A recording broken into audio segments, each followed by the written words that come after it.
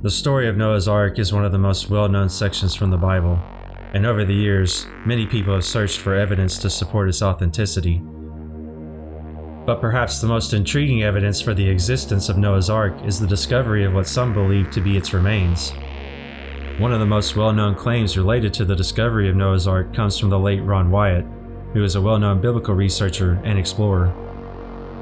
During one of his expeditions to the slopes of Mount Ararat in the late 1970s, he discovered the site for what he claimed to be a large wooden structure that were the remains of Noah's Ark. This particular location is referred to as the Durupinar site and is located in eastern Turkey close to Mount Ararat. What's intriguing about this location is it correlates with the Bible's account in Genesis chapter 8 verse 4 of the resting location of the ark, which specifically states, "The ark rested in the 7th month on the 17th day of the month upon the mountains of Ararat." While some skeptics have dismissed these findings as natural rock formations or other objects, others argue that the evidence is too compelling to ignore. So I decided to do my own detailed review of both sides of the argument, and at the end, you can decide for yourself which side you believe to be more compelling. Despite there being many doubters of this story in the Bible, there is very compelling evidence for the Durupinar site to be the actual resting location of Noah's Ark. The site is located about 17 miles south of Mount Ararat, and given the evidence found in the region, it has even been labeled by Turkish government authorities as Noah's Ark National Park. The site was first discovered by Turkish Army Captain Ilan Durupinar, who shot an aerial photo of the site while on a mapping mission for NATO in 1959. He informed the Turkish government of his discovery, and a group from the Archaeological Research Foundation surveyed the site in 1960. The expedition members found only soil and rocks after 2 days of digging and dynamiting inside the boat-shaped formation.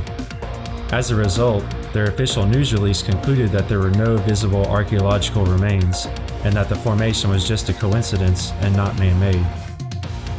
However, throughout the 1980s, Ron Wyatt convinced others to continue investigating the site, including Ark hunter and former astronaut James Irwin and creationist John D. Morris. One of the most intriguing pieces of evidence they noted during their surveys was related to the size of the structure itself. The Bible specifies the dimensions of the actual ark in Genesis chapter 6 verse 15, which states, "The ark is to be 300 cubits long, 50 cubits wide, and 30 cubits high." A cubit is an ancient measurement of length based on the distance from the elbow to the tip of the longest finger. For the time period the ark was created, a cubit likely correlated to the length of a royal cubit, which is equivalent to 20.6 inches. When measuring the length of the structure, they found that it was 515 feet long, which just so happens to be exactly 300 cubits. However, the width of the structure measured to be 138 feet, or 80 royal cubits, which is wider than the 50 royal cubits specified in the Bible. But this difference in width can be explained by assuming the walls of the ark had fallen outward as they decomposed and settled throughout the years. Also, the 50 cubits mentioned in the Bible could have been referring to an average width of the ark, and not necessarily the width at the widest point. Another intriguing piece of physical evidence found at the Durupinar site by a team of explorers led by Wyatt in the late 1980s was the discovery of a petrified piece of wood that appeared to have been drilled and plugged with an iron pin or rivet. A chemical analysis of this iron rivet was performed and found to consist of a range of metallic elements, including iron, aluminum, and titanium, with low amounts of impurities. These findings would suggest that the rivet was man-made and produced using a high-temperature smelting process, which would confirm that metalworking was already being practiced during this time period. Furthermore, an ostracon was also found near the Durupinar site, which is a piece of pottery that contains writings on the surface. This ostracon is believed to date back to the time of Noah, and the writings on the surface appear to be a record of the building of the ark, as well as a list of the animals taken on board. During another expedition in 1985, Wyatt was joined by Merchant Marine Officer David Fasold and geophysicist John Baumgartner. In the nearby village of Arsop, they found so-called drogue and anchor stones that they believed were once attached to the ark. These stones found near this village were massive in size and known to be used in ancient times as ship stabilizers. The stones discovered near this site can also be found in places like Israel and the Nile River in Egypt. but the ones they found near this particular site are the largest ever discovered in the world. This is understandable because the Ark was enormous and would require large stones to maintain stabilization. Furthermore, several of these stones have crosses engraved on them by early Christians who visited this location, while others have crosses from the Crusader period, or approximately 1200 AD. Some of the stones are adorned with 8 crosses, which commemorate Noah and his family. One has an ancient carving of the Tower of Babel on it, while another one has unknown ancient writings on it that have yet to be understood. All of these carvings indicate that this location has been revered and may have even been visited by religious people for thousands of years. There is even a village in the area called the Village of 8, which is said by the locals to be historically named after Noah and his family. This is only a small subset of a plethora of evidence found at the site, and if you would like more information, I highly recommend that you watch the full YouTube video where I obtained many of these clips. A link to this video is provided below. The video was made by Dr. Todd Fink of Holy Land Site Ministry, and I would like to thank him for agreeing to let me use some of the clips throughout this video.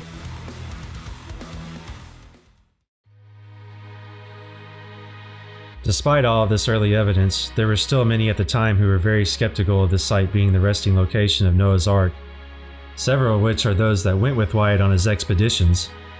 However, after searching for their justification as to why they believe this, I found very little concrete information. The best sources I could find were rather dated and included a 1992 article on creation.com by geoscientist Andrew Snelling, a brief article on the AnswersInGenesis.org website from 1990 by John Morris, and a 1996 research paper written in the Journal of Geosciences Education by Professor Lawrence Collins and David Fosselt. Of these 3 sources, the only one that provided more than just anecdotal evidence was the research paper from Collins and Fosselt. In fact, the contents of this paper seem to provide the majority of the basis for those who claim that this site does not contain the remains of Noah's Ark. The report discusses the geological and chemical analysis of several core samples removed from the site and artifacts found nearby. One of the items that was analyzed were samples from the anchor stones found in the region. The analysis results revealed a fine-grained volcanic rock containing ilmenitic magnetite and plagioclase. The paper then argues that the lack of volcanic rocks in the Mesopotamia region, where Noah's Ark was said to be built, eliminated the possibility that the anchor stones were made from this material or transported to Noah from this region. Also, samples were recovered from a supposed iron bracket and were said to also be chemically analyzed and found to be composed of a mixture of different granules, suggesting the iron bracket does not consist of solid iron, but iron mixed with other materials. This would indicate that the bracket was not man-made. The report also discusses the supposed walls in the Ark structure and a description on how these can be formed by natural processes due to erosion, and are not indicative of it being a man-made structure. Finally, the paper claims that analyzed samples recovered by Fosselt, which were stated to be rib timbers, planking, and deck beams, showed no evidence of petrified wood.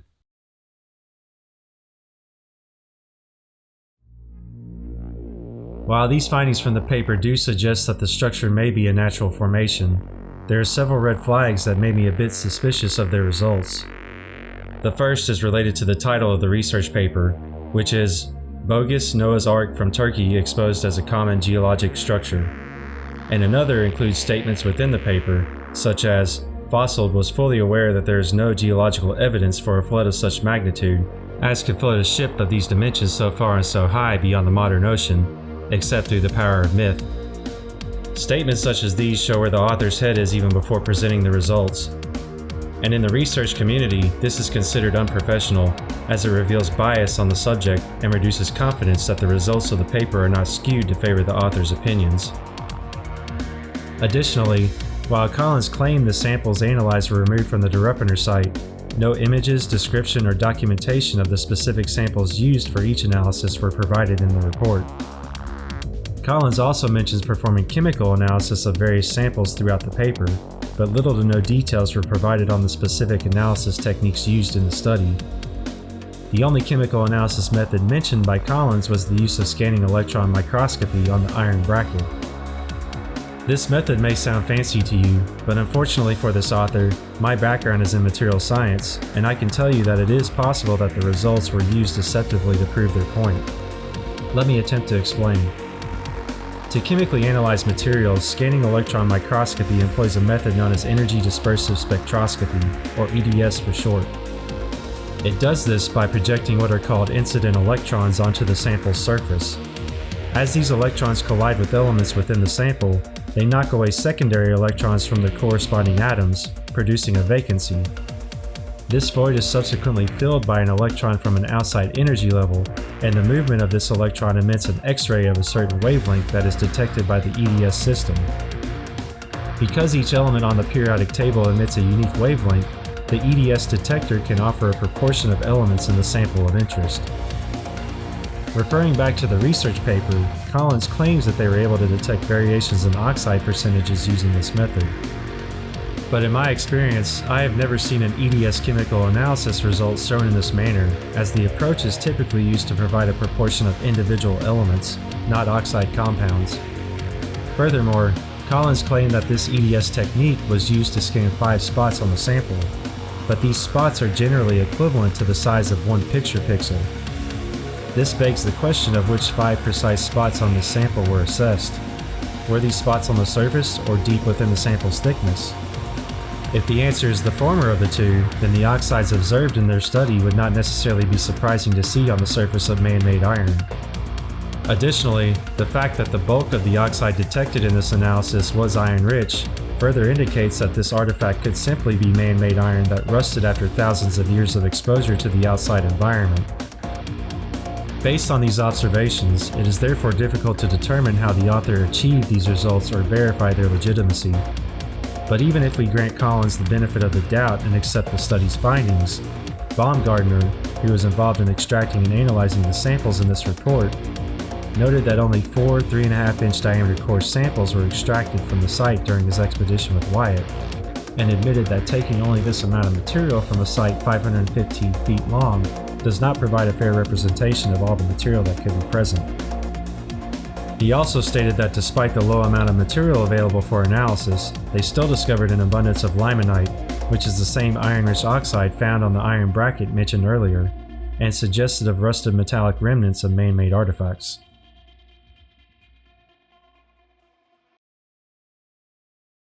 Despite these criticisms from various skeptics, detailed investigations of the site continue after Wyatt's death in 1999, even to this very day. In 2014, computer engineer and archaeologist Andrew Jones and geophysicist John Larson used a technique called electrical resistivity imaging to survey the structure at the Durupinar site and identify any potential subsurface structure.